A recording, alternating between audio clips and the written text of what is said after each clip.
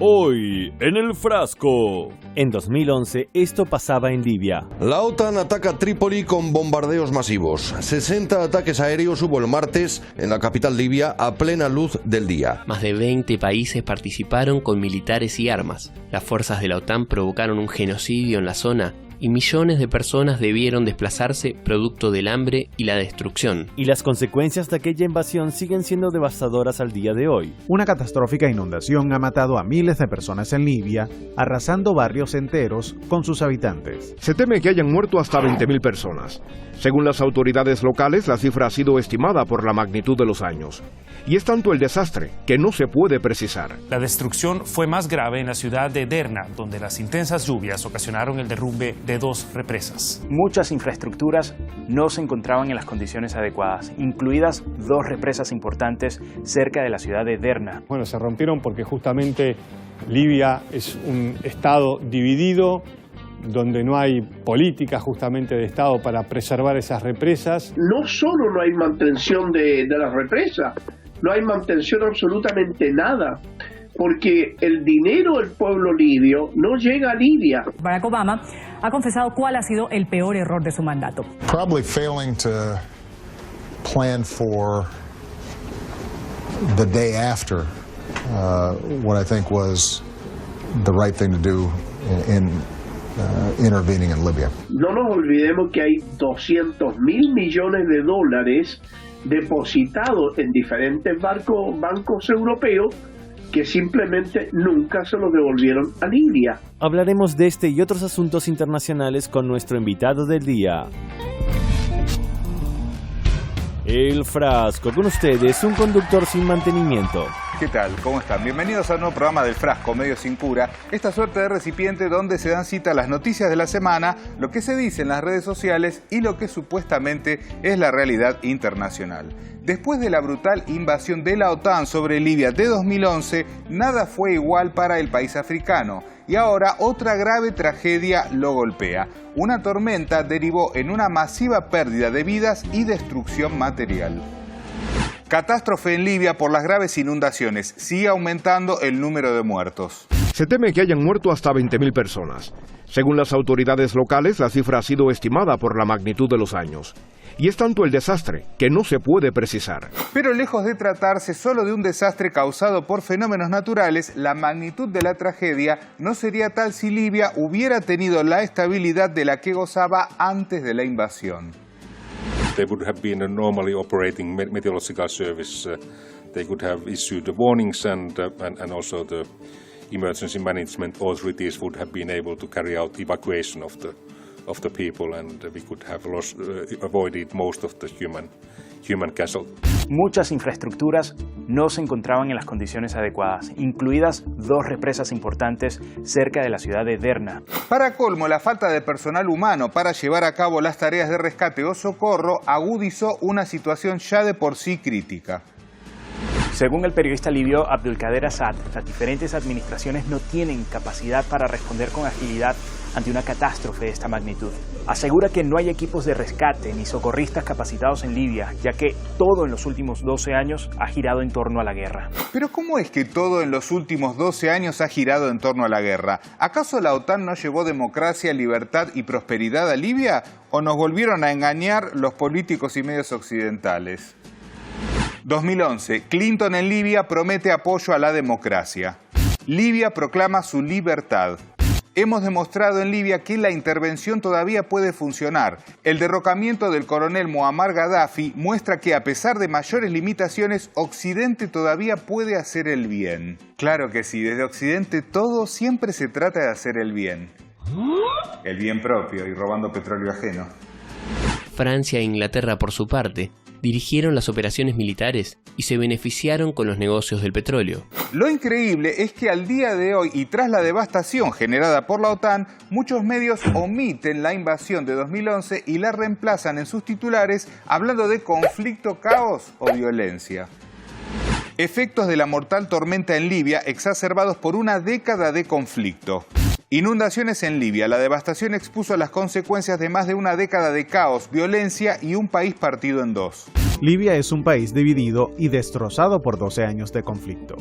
El caos comenzó cuando el dictador Muammar Gaddafi fue derrocado en un levantamiento que dividió el Estado norteafricano por la mitad y dio lugar a las milicias rivales que compiten por el poder. Y a que no se imaginan quién financió precisamente a muchas de estas milicias. Seguro que se van a resorprender. Es que Libia tiene un rol clave en la geopolítica del Mediterráneo. La OTAN financió a los grupos rebeldes. Por su parte, la BBC ensayó un encabezado en la red social X que también intentó pasar por alto la invasión militar de la OTAN. Libia fue alguna vez uno de los países más prósperos de África, pero años de anarquía lo han convertido en un estado frágil y dividido. Invasión de la OTAN, nada de eso, años de anarquía. Y el titular no fue menos bochornoso. Bombardeos y destrucción, nada de eso, señores. A ver si aprendemos un poco de periodismo corporativo. La agitación en Libia hizo que las inundaciones de Derna fueran aún más mortales. Pero fue tan grande la cantidad de reclamos y respuestas que la red social X se vio obligada a hacer una obvia aclaración sobre los fallidos intentos de la cadena británica. Los lectores añadieron contexto que consideraron que tal vez otras personas quieran saber. Debido a la intervención de la OTAN en Libia, varios problemas como la falta de un gobierno unificado, el resurgimiento de los mercados de esclavos y el colapso de los servicios de bienestar han hecho que el país sea incapaz de hacer frente a los desastres naturales. Pero se ve que en el Reino Unido los medios están peleando por ver quién se queda con el primer puesto en salto en alto sobre la invasión de la OTAN. Veamos el caso del medio The Guardian. Las inundaciones de Libia son el resultado del encuentro de la crisis climática con un Estado fallido. Hablarán de cambio climático, una media verdad que es una gran mentira, porque no hablarán del Estado fallido que creamos, intervención OTAN, caída de Gaddafi. Y hablando de hipocresía, vamos a un ejemplo práctico. Señor director, por favor, sí. Ah, miren, qué bonita caja, realmente sí.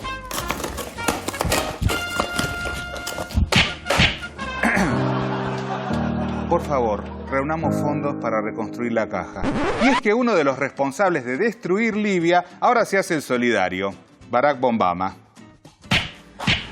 Si está buscando ayudar a las personas afectadas por las inundaciones en Libia, consulte estas organizaciones que brindan ayuda. Y acto seguido deja un tuit de la propia Fundación Obama.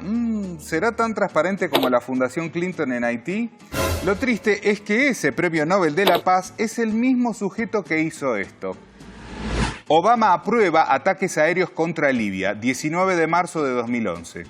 Obama defiende la intervención en Libia como una necesidad moral. Esclavitud en Libia. Gracias, OTAN. Barack Obama ha confesado cuál ha sido el peor error de su mandato. Probably failing to plan for the day after what I think was the right thing to do in intervening in Libya. ¿Será que eso quedó en el pasado? ¿Será que ahora el Estados Unidos de Biden dio un giro de 180 grados? ¿Será que podemos ser tan crédulos? Estados Unidos anuncia el envío de fondos a Libia para afrontar las consecuencias del ciclón. Qué lindo gesto. Por ese titular uno pensaría que Biden tiene un gran corazón. Pero resulta que era el vicepresidente de Obama cuando casi llevaron a Libia a la edad de piedra. Los regímenes de la OTAN que gastaron miles de millones para destruir Libia y convertirla en un mercado de esclavos al aire libre dieron el 1% de ese esfuerzo para ayudar a los libios que sufren un horrible desastre humanitario que mató a miles de personas. Nunca les importaron los libios, los sirios o incluso los ucranianos. Pero qué lástima que no se les ocurrió que quizás la mejor manera de ayudar a Libia es devolverles los fondos que les robaron. Les congelaron. 2011, Washington congeló más de 30.000 millones de dólares del gobierno de Muammar Gaddafi. Y si les parece demasiado dinero, siéntense para escuchar cuánto dinero ajeno está retenido en ese bonito y ético jardín llamado Europa. No nos olvidemos que hay 200.000 millones de dólares depositados en diferentes bancos europeos que simplemente nunca se los devolvieron a Libia.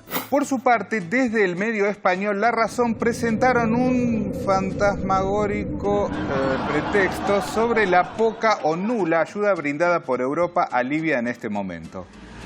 El fantasma de Gaddafi empaña la ayuda europea en Libia. Bueno, pero después de destruir el país, Estados Unidos sí liberó los fondos que había confiscado para reconstruir... ¿Cómo?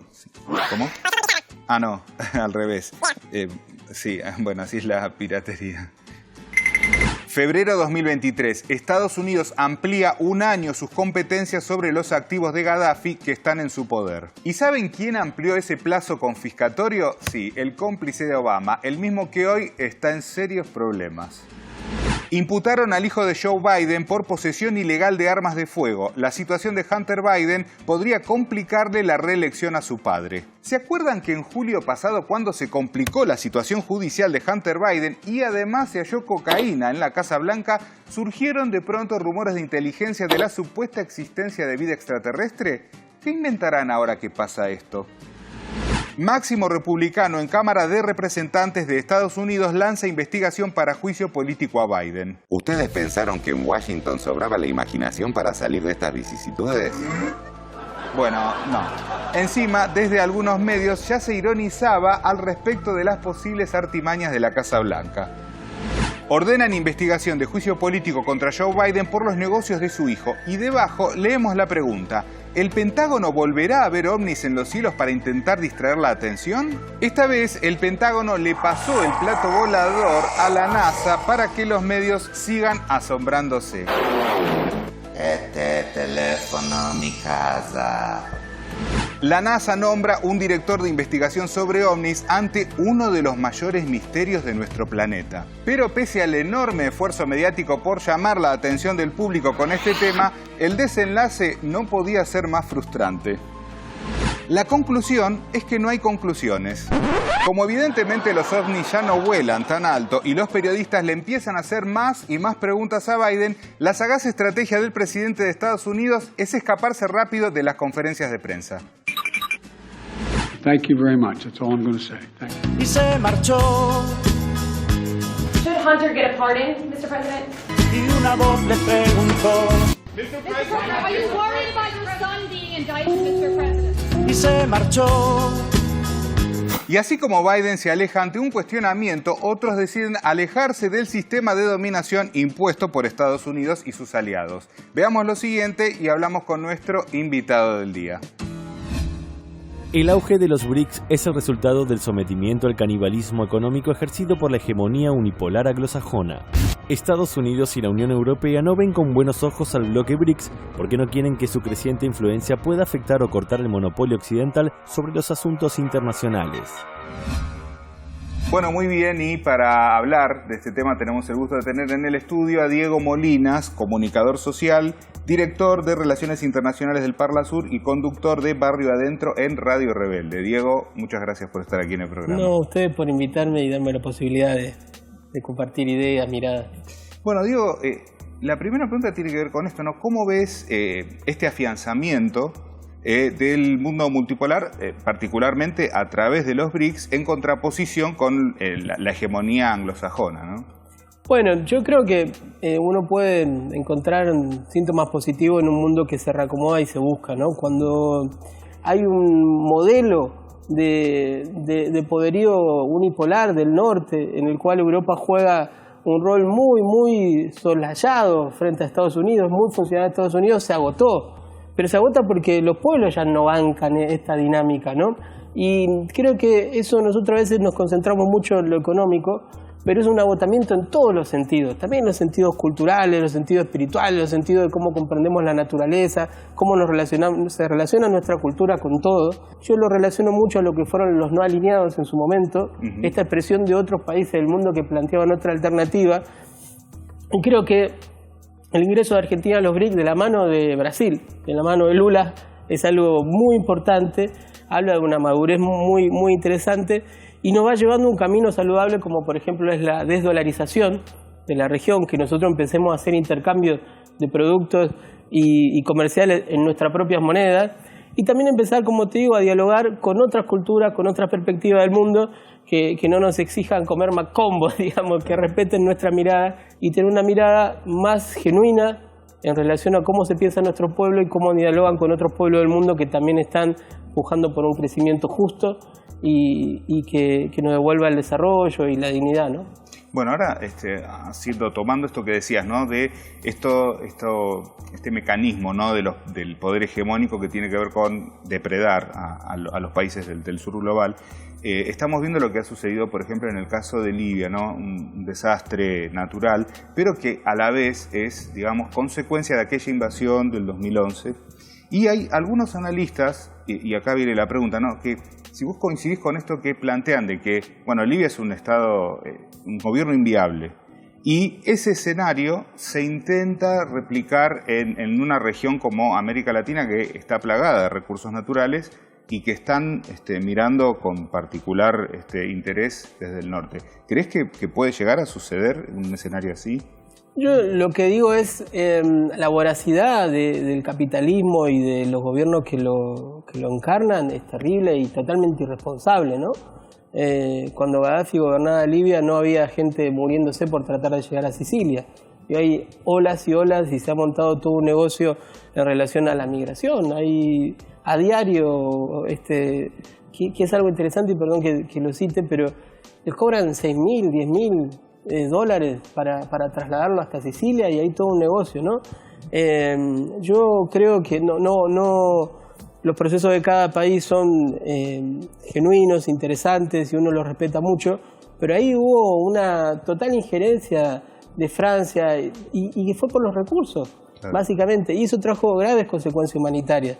Yo creo que en eso, cuando muchas veces, por eso reitero esta idea de no ver a Europa ni ver a Estados Unidos como esos lugares que son los lugares ideales o la meca del subdesarrollo o de la democracia, porque cada vez que ellos se meten en nuestros pueblos, en nuestra democracia, en nuestra economía, nos generan grandes dolores, ¿no? Cada vez que ellos llegan, y lo que ahora nos está pasando a nosotros, digamos, toda esta locura de ponerle plata a algún tipo de personaje que realmente está por fuera del sentido común, está por fuera de nuestra cultura política, está por fuera de nuestros valores, en el fondo lo que tiene es la idea de poner un tipo así para que sea más fácil explotar el litio, para que sea más fácil explotar nuestros recursos naturales. Alguien que plantea con claridad que el río no importa, porque el río no importa, no hay que cuidarlo, ya va a venir alguien que se va a apropiar del río y ahí el río va a ser cuidado, ¿no?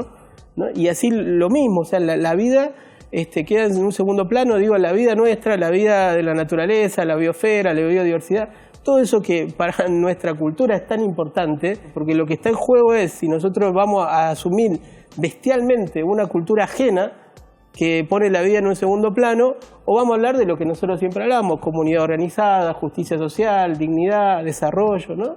Entonces, no sé si fue la misma disyuntiva la que se le dio a los libios cuando no sé cómo era el fenómeno, pero de seguro lo que tienen hoy es mucho más catastrófico que lo que tenían, y de seguro lo que sucedió ahí fue implantado. Todos vimos esa imagen estrucada de lo que se suponía que era la capital de Libia y que al final no era. Algo así nos está pasando a nosotros. Las redes sociales a muchos les están vendiendo una realidad totalmente ajena. Digo, eso fue una foto montada, pero no es una realidad económica montada la de decir que se puede dolarizar.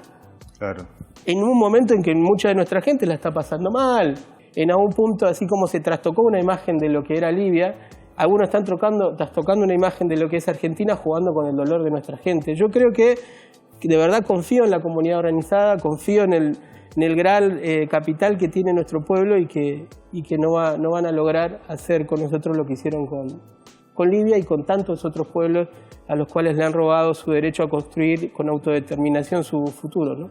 Ahora, digamos, de la mano justamente del crecimiento de estos personajes, ¿no?, de los que estamos hablando, que tienen serias posibilidades de llegar a la presidencia de Argentina, también están los medios corporativos, ¿no? Y vos, digamos, como también parte de los medios contrahegemónicos, ¿cuál crees que debe ser la lucha, ¿no? Porque obviamente que es muy desigual, pero ¿cuál debe ser la respuesta de los medios contrahegemónicos ante este discurso que es avasallador?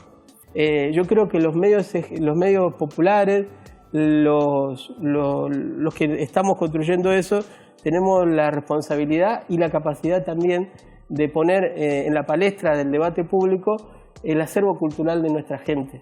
el acervo cultural de nuestro pueblo. Y ahí, en ese acervo cultural, hay una potencia infinita, ¿no? Y yo creo que eso hoy es parte de una gran red que está en movimiento y que creo que realmente puede llevar a que el resultado electoral se modifique. No por nuestras capacidades, sino por nuestro pueblo, que realmente es un pueblo hermoso, ¿no? Ahora, Diego, ¿cómo ves esta cuestión, digamos, de la reivindicación del terrorismo de Estado y del discurso negacionista? Digamos que hay un mínimo, podríamos decir, sector de la sociedad que lo avala, pero, digamos, está representado o llevado adelante por gente que por lo menos sacó más del 30% en las elecciones. Bueno, yo vengo del aniversario del golpe en Chile. Una de las cosas que sorprendió mucho, una de las oradoras fue Isabel Allende, la hija de Allende, que estuvo en La Moneda con su papá ese día. Pero la otra oradora más aplaudida fue Estela de Carlotto, ¿no? Entonces eso a uno le permite tomar dimensión de la gran construcción que ellas han hecho y que nosotros modestamente hemos continuado, y que gobiernos que nosotros reivindicamos han hecho una política de Estado. Eso está en la capilaridad de nuestro pueblo. Yo creo que ahí hay una receta foránea que no comprende de fondo qué es lo que nos pasa a nosotros con esa historia. En algún momento durante el gobierno de Macri se cuestionó a los 30.000 y todos los actores, antes de empezar a cada obra de teatro, paraban y decían son 30.000. En algún momento alguien quiso imponer la idea del 2x1 y fue una de las movilizaciones más grandes. Sí. Y el otro día lo de la legislatura, en medio del dolor que nos supuso ese resultado, que como digo también responde a una imposición de los medios, de algunos medios hegemónicos en torno a la realidad, hubo una movilización digna, ¿no? En particular yo soy hijo de esa generación, mi viejo fue militante en los 70, y yo creo que ahí hay una cosa que ellos no pueden comprender, porque para nosotros, como decía un poema de Circe Maya, ellos son vida abierta, ¿no? O sea, no es algo, ofende mucho y duele mucho cuando hablan con esa crueldad, pero ellos piensan que es solamente un debate conceptual. Muchos de nuestros proyectos individuales de nuestra vida se hicieron a la luz de esos valores. Claro. Muchos de nosotros somos lo que somos y vivimos como vivimos porque encarnamos esos valores. Eso está grabado, tatuado en el alma, eso es inamovible. Y no es solamente nosotros que asumimos una identidad. Son todos los compañeros y compañeras de los barrios que interactuaron con esos militantes, que tuvieron su primer capacitación, alfabetización con compañeros nuestros. Los compañeros tuvieron una humanidad tan potente que se disgregó en el pueblo, se enraizó en el pueblo.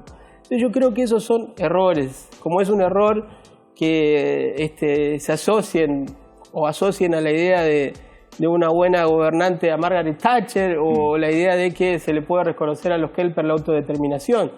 Realmente es un cipallismo estructural que uno solamente lo puede comprender si entiende que los capitales que financian eso son los capitales foráneos, ¿no? Entonces yo creo que, bueno, en algún punto esta épica que estamos encarando para tener un resultado electoral que ponga en el gobierno a una mirada nacional y popular, pero que evite esta catástrofe, creo que tiene hoy una matriz interesante, que es que estamos defendiendo la justicia social, estamos defendiendo la memoria de nuestros 30.000, la memoria, la verdad, la justicia, y que estamos defendiendo nuestro derecho a que Malvinas siga siendo nuestro y a seguir reclamándolo. O sea, son cuestiones esenciales de lo que a mí me hacen ser argentino, a vos, es algo muy potente y ahí también pega, ¿no? Entonces, yo creo que la crueldad nos duele, que hablen así de nuestros compañeros nos duele mucho, nos indigna, pero esa rabia se organiza. Y yo creo que ahí hay un error estructural en ese planteo al provocar a nuestro pueblo en cosas que le son tan caras, y yo creo que eso va a tener una respuesta electoral. Diego, muchísimas gracias por haber estado en el programa. No, a ustedes, muchas gracias. A vos, a todos los que están trabajando y a la audiencia por darme la oportunidad de poner mi palabra acá. Muchas gracias. Bueno, y nosotros, como siempre, nos vamos a un retrotweet, una frase del pasado que por supuesto está muy relacionada a todo lo que hablamos en el programa del día de hoy. Presten atención. Cuando el hombre se siente asociado a los demás y trabaja por el bien común, se hace más feliz. José Martí. Muy bien, señoras y señores, eso ha sido todo por hoy en El Frasco Medio Sin Cura. Usted ya lo sabe, ante cualquier duda, consulte a su medio hegemónico de confianza. Los esperamos la próxima semana, como siempre, aquí, por Hispan TV. Este es el teléfono, mi casa.